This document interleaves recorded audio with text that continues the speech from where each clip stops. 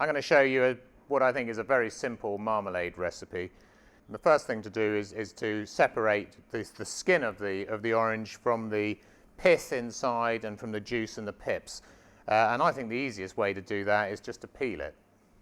I like my marmalade to be a bit chunky, so having peeled the oranges, you then need to cut them into slices, shreds. So I just lay them on a chopping board, 2 or 3 at a time, and just chop them into shreds about 3 millimeters thick.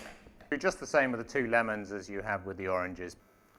So for the next stage, you need a fine gauze bag, which you can buy in any kitchen shop, or a bit of the old-fashioned way is to use muslin. So having peeled the oranges, the next stage is to cut them in half and then squeeze them into a muslin bag over a bowl.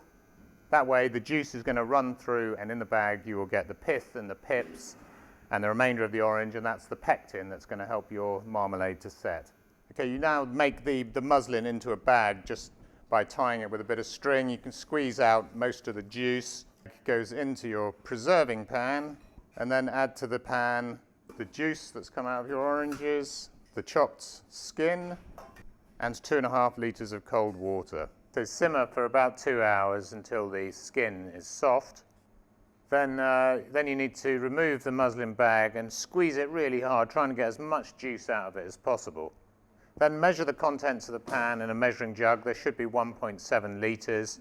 And then you need to get your calculator and work out so that you add 450 grams of sugar for every ½ litre of liquid. Return that to the pan and add your sugar. And then you heat it gently to bring the sugar into solution, and then turn up the heat and boil it vigorously until it reaches setting point, which could be 50 minutes. About every 10 minutes, take a spoonful of jam, put it onto a cold plate, and if you get any sort of skim forming at all on the top, that's it, it's setting point, turn off the heat straight away.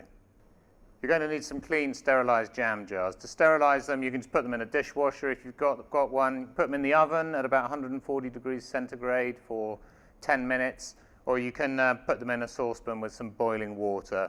So here are just a few tips, things that I've done wrong making marmalade. Is one, make sure the pan's big enough, and if you have the pan too full and you heat it too vigorously, it'll all boil over your cooker, and all that sugar is just going to be a nightmare to clean the cooker. Make sure your pan's big enough. Second thing is, when you're dissolving the sugar, don't heat it too vigorously, or it's all going to stick to the bottom and you'll get a load of burnt marmalade, which will taste absolutely revolting. Probably the most common mistake is to boil it for too long, go beyond the setting point, in which case your marmalade is going to set solid like concrete in the jar. So when it's reached setting point, turn off the heat. If you want to have super clear marmalade, it's worth skimming off any scum that's formed. Wait for about 15 minutes, otherwise the fruit will just settle out in the jars. Give it a stir, and then fill your jars.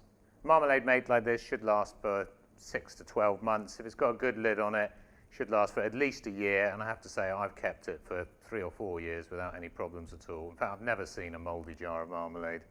So there you have it, homemade marmalade with Riverford oranges. Should be absolutely fantastic. There's a complete recipe on the website, or if you get a kit from us with the oranges and lemons, there'll be a recipe included.